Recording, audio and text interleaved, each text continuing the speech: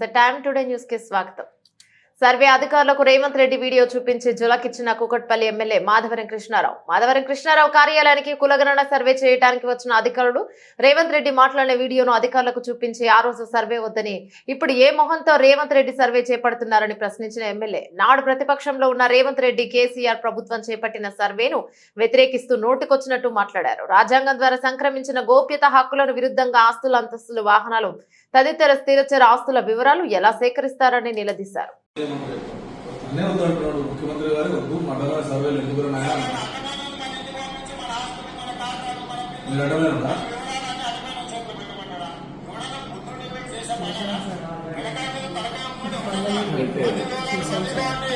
ఎటువైనా పర్వాలేదని అనుకుంటున్నాడు ముఖ్యమంత్రి గారు.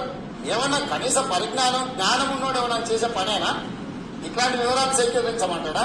దాని మీద ఆయన ఏదో పెద్ద ఎగిరి దుంకి ఏదో చేస్తున్నా అన్నట్టు మాటలు